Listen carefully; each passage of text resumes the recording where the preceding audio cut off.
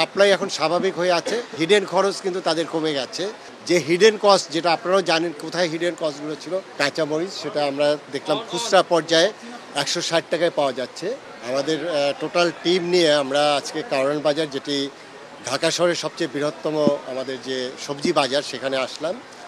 মূলত আপনারা সবাই জানেন যে বেশ কিছুদিন ধরেই দেশের একটি অস্বাভাবিক পরিস্থিতি, এবং সেখান থেকে আমরা নতুন করে একটা ওয়ে আউট বের হলো, এবং সেখানে যে বিষয়টি যে মূলত দ্রব্যমূল্য, এটা তো আসলে মানুষের সবচেয়ে বেশি বড় কনসার্ন। মানুষের তো পেটে খাবার থাকতে হবে। সেখানে আমাদের যে সাপ্লাই চেন থেকে শুরু করে বাজারে পণ্য প্রাপ্তি এবং মূল্যের বিষয়টা আমি সরেজমিনে দেখতে আসলাম।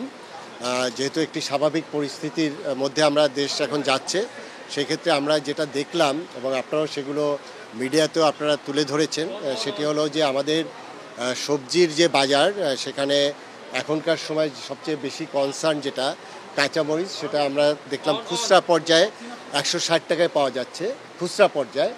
এবং আমাদের যেটা আলু এবং পেঁয়াজ, সেখানে এটা একটু আমি বলবো যে আমাদের স্বাভাবিকের তুলনায় মানে বেশ কিছুদিন ধরে বাড়তি। সেখানে আলু এখন যেরকম খুচরা পর্যায়ে 60 টাকা করে বিক্রি হচ্ছে। পেঁয়াজের 3 ধরনের পেঁয়াজ আছে। একটি হলো আমাদের ইন্ডিয়ান যে পেঁয়াজ, যেটা আমাদের ইম্পোর্টেড, সেটি 100 টাকা খুচরা পর্যায়ে। আমাদের যেটি দেশি পেঁয়াজের মধ্যে ফরিদপুরের পেঁয়াজটা রিজনেবল প্রাইস বলতে 115 থেকে 120 টাকা, আর পাবনারটা হলো সবচেয়ে বেস্ট কোয়ালিটি, সেটা 125 টাকার মতো এখানে বিক্রি হচ্ছে। 120 থেকে 125 টাকা বিক্রি হচ্ছে। আর আমরা এখানে অন্য যে মার্কেট আছে, বিশেষ করে চালের মার্কেটটা দেখলাম। সেখানে চালের যেটা আছে, যেটা তারা মিনিকেট বলে আর কি, সেটি এখানে 65 টাকা, এবং আমাদের যেটা 28 চাল, যেটা হলো আমাদের বলবো যে সাধারণ মানুষ যেটা কিনে খায়, যেটা মোটা চাল, সেটি এখানে আমরা দেখলাম 56 টাকা করে। তা আমাদের মূল কনসার্নটা হলো যে এই একটা বিশেষ সময় আমরা পার করেছি, সেখানে আমাদের সাপ্লাই চেনটা ঠিক আছে কিনা, পণ্যের প্রাপ্তিটা ঠিক আছে কিনা। অর্থাৎ কোনো কারণে সাপ্লাই চেন যদি ডিস্টার্ব হয়, তাহলে তো আপনার পণ্য প্রাপ্তি কমে যাবে। তখন আসলে মার্কেটে ডিম্যান্ড এবং সাপ্লাইয়ের ইমব্যালেন্স হলে কিন্তু তখন আর দামটা কন্ট্রোল করা যায় না। সেখানে আমাদের কাছে যেটা মনে হয়েছে আজকে বাজারে এসে, সেখানে আমাদের কাছে যেটা মনে হচ্ছে যে সাপ্লাই এখন স্বাভাবিক হয়ে আছে, এবং দামের ক্ষেত্রেও দেখা গেল যে অনেক ক্ষেত্রেই রিজনেবল, এবং আমি বলবো যে অনেক ক্ষেত্রে কমতির দিকেও।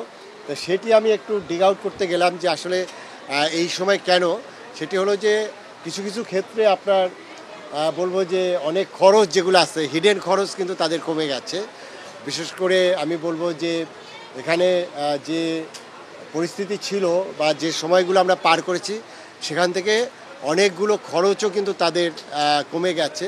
তা আমি আশা করব যে ঠিক এইভাবে যদি আমাদের বাজারগুলো আমরা ঠিক ধরে রাখতে পারি, তাহলে কি হবে যে মানুষের এখন সবচেয়ে বড় কনসার্ন যেটা পরবর্তীতে আসবে দ্রব্যমূল্য নিয়ে, সেখানে যদি এইভাবে স্বাভাবিক অবস্থা আমরা বিরাজ করতে থাকে, এবং যে হিডেন কস্ট, যেটা আপনারাও জানেন কোথায় হিডেন কস্টগুলো ছিল, সেগুলো যদি আপনার মিনিমাইজ হয়ে যায়, ন্যাচারালি আপনার পণ্য সাপ্লাই এবং মানুষের যে ভোক্তার পর্যায়ে এই পণ্য প্রাপ্তি এবং সেটি রিজনেবল প্রাইসে সেটা ধরে রাখা সম্ভব হবে।